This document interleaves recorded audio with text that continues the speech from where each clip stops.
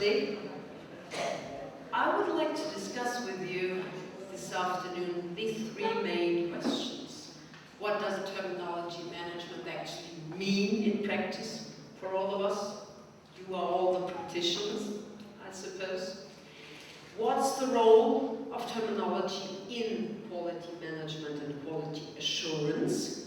And by the way, it could be quite interesting to think about what actually is quality in our business. And last but not least, what does this quite new European standard on translation services, service requirements say about terminology? So this is our program for today. Just to get a clearer picture, also not only in terms of the PowerPoint slides, but also in our minds, what we talk about during these 30 minutes when we talk about terminology. There's a quotation from an ISO standard again.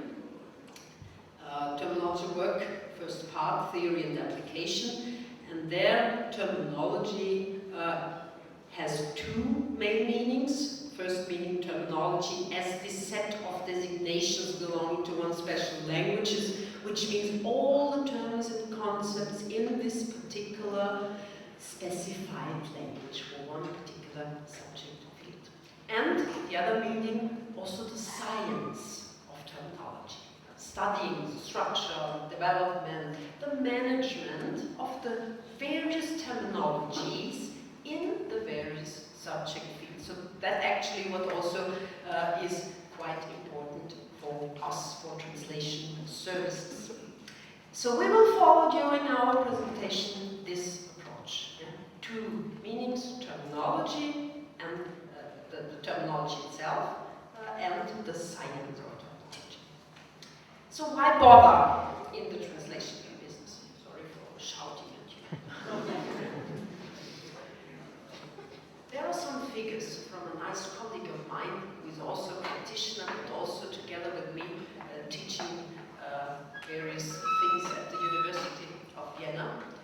40% of translation time, he found out, is dedicated or wasted, let's say, to terminology research. Which means if we have a decent terminology database, if we store and document terminology, this saves our time. In addition, all these famous changes, of course in the last second of the translation project of terminology, can not only destroy the project plan, as he stated it here, I would even say can destroy the whole translation project. Maybe you agree. So clearing up terminology, again, helps us to save time, reduces the query time. And this is my colleague Klaus Fleischmann. He had a nice presentation last year during our terminology summer school and also summer school for translators. We did it in parallel. He said if consistency is an issue, and as we all know by sometimes very painful experience, where consistency is not an issue in our business, then terminology is the answer. That's a very good slogan. So the first example I would like to share with you is what happens without terminology. I prepared this slide. It's from the PowerPoint.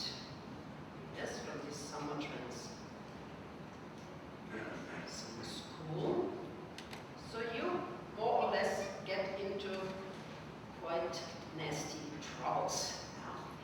You have, let's focus on this wrong term, causing a lot of inconveniences and bad things. So from your client side, you have increased questions, claims, claim management, etc. Less repeat sales. You risk to lose your good image, your reputation as a translator. And in the worst case, you even risk to get sued. From the suppliers and partners side, on our right side here, delays in production, delays in the full supply chain. When we poor translators come into play, it is in many cases even too late for everything. Everything is standing still. They try to ship, to deliver already. Then, it's the translator to blame because he or she is late. No, we are the usability testers. It's us, painfully enough, to realize that there is wrong terminology not in the target text, not in our translation, but in the resource text. So, from the translation documentation side, of course, you have inefficient communication. Anja told us many very good examples of that. You have misunderstandings. You have quality loss. You have again this waste of time for research, longer training of new stuff, etc., etc., and the legal implications. Last but not least, of course, you have also an increase in the cost of legal things, and this is the very crucial issue. You have liability issues. As we all know, increasingly product and service liability is a hot topic, and we are very much concerned in our translation business to this issue, to liability.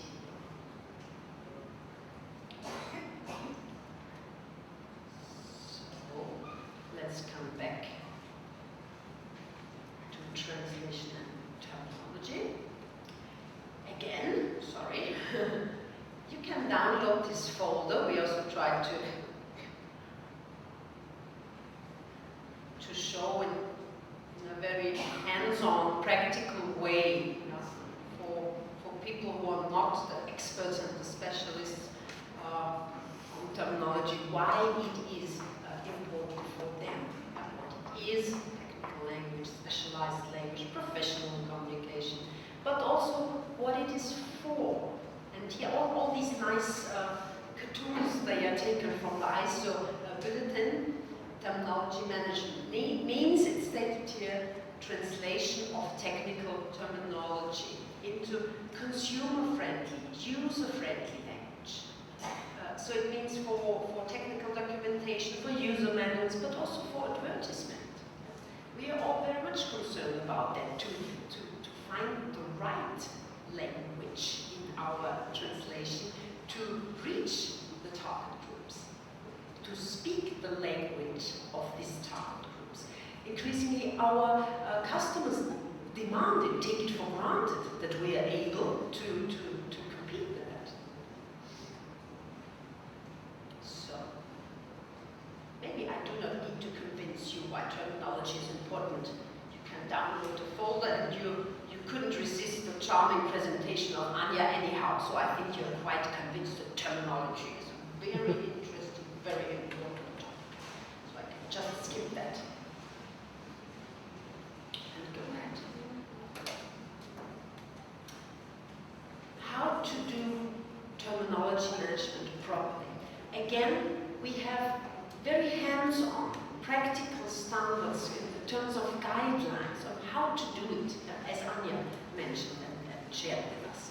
But of course, you have associations as the one I'm representing here, the International Network for Terminology, Termnet.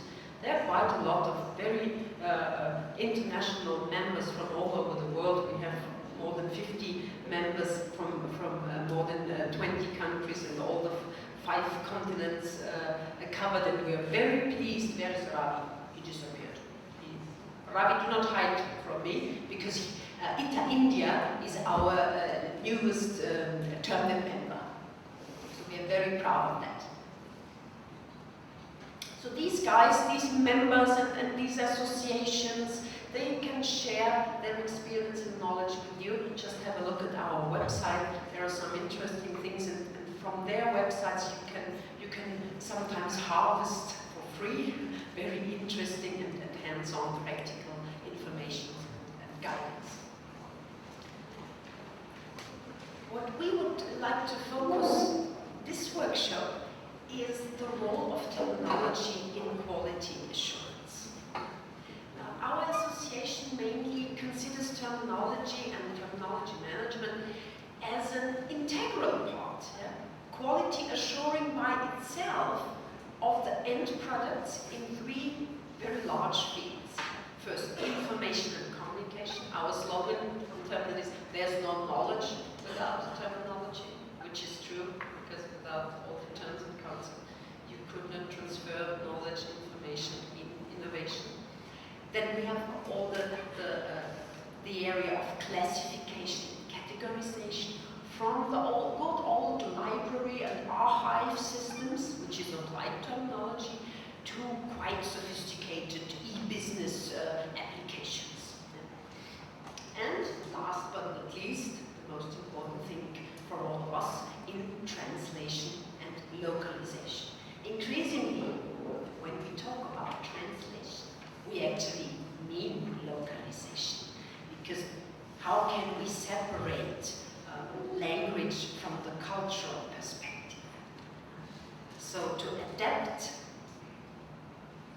a translation, to adapt your language to the language of the target market, which is the definition, the draft definition of localization, always includes the linguistic side and the cultural side. Culture in terms of what does the color of red mean? I checked, by the way. Checked it. It's a good color in India and in China, because I have to go next week to China. So I really checked it. Is red a good choice? It's a symbol of color. So this is localization. And increasingly, translation and localization are meant to become synonyms. Some examples of the role of terminology quality assurance. It's not difficult to understand the importance of terminology when we think of such plans. When it's risky, when it's really important in terms of safety management, then everybody gets a good understanding that terminology is important. And of course, when you're in the position to translate risky, involved text, you pay particular attention. Another example, correct terminology and all this technical documentation I mentioned also. And of course, for us again, the most interesting, consistent terminology in translation and localization. Increasingly, also your customers will demand, because they export to European Union or to Canada or to whatever country in the world, China, that you comply to their standards and to international quality standards when translating all kinds of technical or manual things. So, how to measure quality? Actually, when Professor Bell did this wonderful workshop with you, I thought, oh, maybe I should skip this slide, because they will be exhausted after all this practical work. But maybe, if you like, if you allow me to dedicate 3 minutes to this practical exercise, I would cordially invite you to take a piece of paper. I think we all got someone, to think about what in your it's a very first draft definition, what quality means for yourself, how you would define it in very simple words, not a sophisticated definition. What is quality? And you can choose, you can say quality in general, or you can reflect on quality already with respect to translation. Okay? Please write it down. I grant you full privacy. I will collect it, but you do not need to put your name on this piece of paper. But really, some people collect stamps. I collect draft definitions of quality. So please do me a favor. Think 1 minute or 1.5 minutes, and then try to write this your own personal definition of quality down, and we will collect it. Okay? Thank you very much. 3 minutes, I'll come back to you. The degree to which a set of inherent characteristics fulfills requirements. It's just what you stated. wonderful. Yeah. 100 points for everybody. That's also what a management guru, an international one, stated. Quality in a product or service is not what the supplier puts in, it is what the customer gets out and is willing to pay for. We had that. By the way, if you agree, and it is, as I said, privacy guarantee, we could collect it, also included all your definitions, very good ones, as I saw even from 3 examples. Collect them and post them together with the presentations from today's workshop. Get it online as a Termnet, special issue on Termnet News. Do you agree? Do you like? Okay. Thank you. So, copyrighted workshop participants. So, yes. Your colleague, Mr. Fleischmann, who also runs a translation company and a localization company, he has the same opinion and experience to meet the client's expectations. But do clients always know what they expect? Or not only in a vague manner, can they communicate properly to us what they expect from us? That's another good question, maybe. So quality, it's just to remind us all that quality is a very subjective issue. This sir had also a special notion about quality. Yeah? Mr. Royce stated that quality exists when the price is long forgotten, which definitely is better for your mind when you buy such a car, to forget about the price. So, in the real business, in our real world, there are pretty much formal quality requirements and pretty trivial ones sometimes. There are deadlines, strict deadlines, tough deadlines. Again, consistency. But very tiny things like numbers, names, where mistakes quite often occur. A mistake never ever is in the text somewhere in the book. It's always in the title.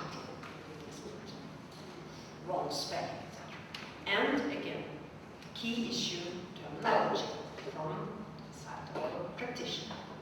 So it is really important that we always distinguish, when talking about quality, the quality of the translation itself, the so-called text quality, and the second kind of quality, the quality of the processes involved in delivering the translation.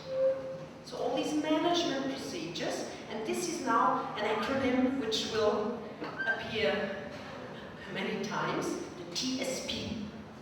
From today we are all very fashionable people. We can say, I'm a TSP.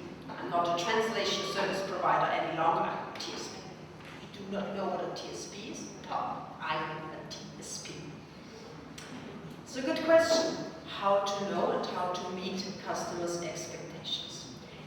The standards we are bothering and hopefully not boring you with, they actually all are meant to give us a clear understanding, to give us a guideline. What is current state of the art? What are the expectations of our clients and how we can meet this expectation? So to provide, as it stated here, it is in the introduction of this European standard on translation service, is designed to provide translation service providers with a set of procedures and requirements to meet market needs. And from both sides, client side, of course, is also happy when they know what they can expect and, of course, also what they can claim,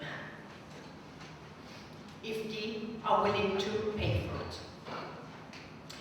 So there are a couple of standards already published. You see on the text quality, so the translation itself is is concerned here. We have a Chinese standard, we have from certain industry like the now in trouble, but anyhow very powerful automotive industry. We have a measurement, quality metric, where you can identify and then measure the mistakes. We have from our member also Localization Industry Standards Association. We have a localization quality assurance model. We have the American standard, etc. The quality of services also is well represented in terms of standards. Again, we have a Chinese standard, so China is really a pioneer in providing two separate standards for these two separate kinds of translation quality. We have, again, US American, we have our European standard, the EN 15038. 2006 means that it has been issued in the year 2006. And the brand new Canadian standard was October 2008, which is very much based on the European standard. So they did not follow the US American approach, they completely followed the European approach. And of course, whenever you have a client from the, for instance, automotive industry, Renault, or Audi, Volkswagen, etc., you must be aware that these guys actually already take for granted or increasingly demand that you are working in compliance with the European standard. Same for Canadian companies. So, in principle, it's quite easy, or let's say it's simple but it's not easy to follow the quality model, which only says plan what you do, then do what you do. So implement it, not only plan it and state it that you do, but do it. After you've done it, check it. And then, and this is the most difficult stage, react to the results of your controlling. You find something when you check, you find positive things, you find negative things. Yeah? React.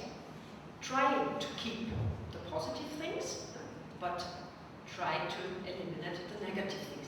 And this is a circle. Yeah? It's called continual improvement, because there is always something which is positive to be kept, and always something negative to be worth. Prove it. Say what you do, do what you say. Again, do not only plan it, but perform it, do it. And do not only do it, but document it. Yeah? So that you can prove it to us. The three of us, we are quite strict auditors. We come to you in your company and look at everything. Yeah? Of course, in principle, we believe you that you do it in a proper, decent way, but we are just obliged from our profession that you prove it. And you can only prove it when you document it. When I can follow, when it's traceable, when I can blind us with this definition, no, yes, let's have a look at this very particular translation project from the very beginning to the very end. Bless you. So, the ISO 9000 standards, they tell us that we should implement a quality management system. But these very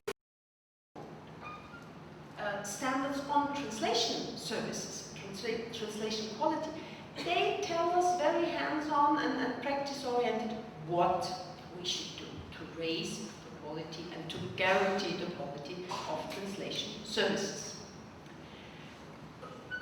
And the good thing, to my mind, is that with these standards,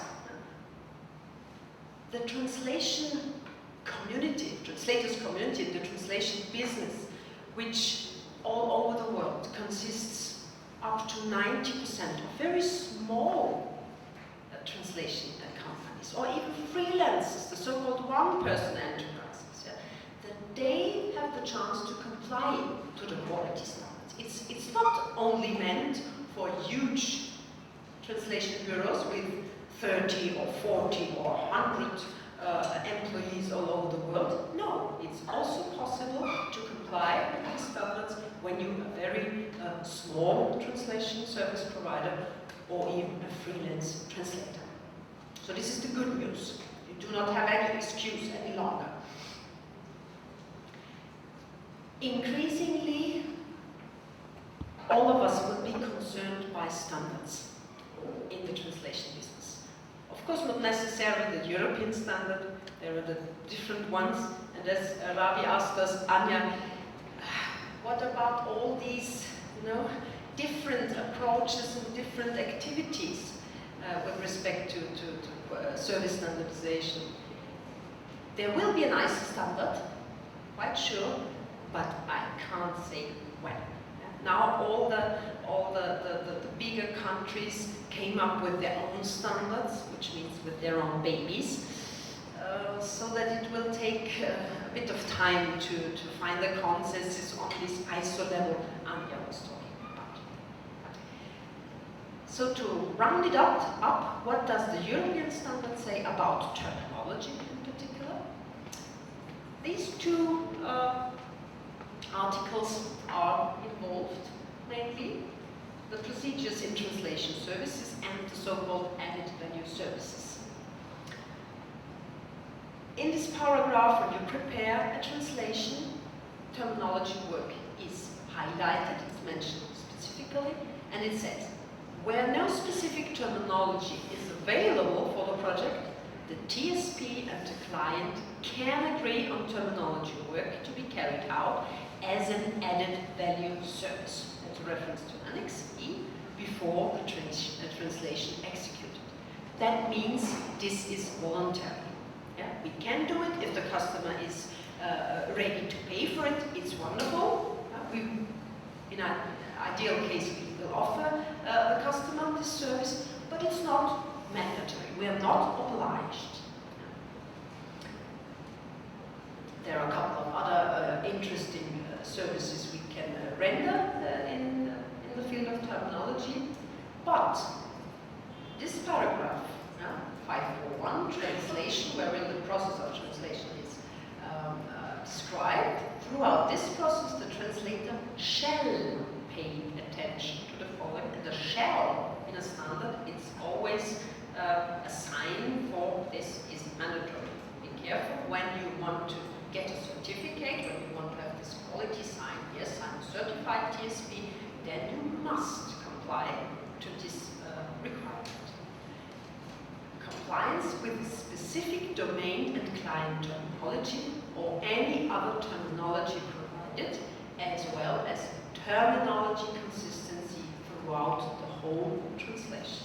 And this is one sentence, but I'm quite sure all of us know that it's not an easy task to provide terminology consistency throughout the whole translation. But this is a key success in quality assurance when translating.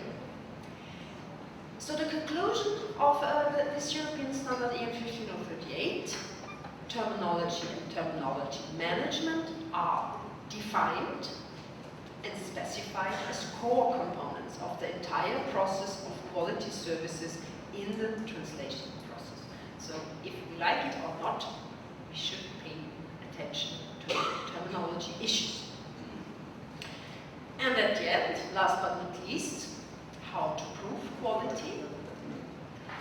How can we prove that our translation service meet the international quality requirements? There is one option, one possibility. My colleague, Mr. Jonas, will tell us about by international certification. The Language Industry Certification System, LICS, is one possibility also for smaller translation service providers to get worldwide recognition and quality certificate. So he will tell you everything now about this possibility and about the European standard in 38. So thank you very much for your attention and your contribution to the connection.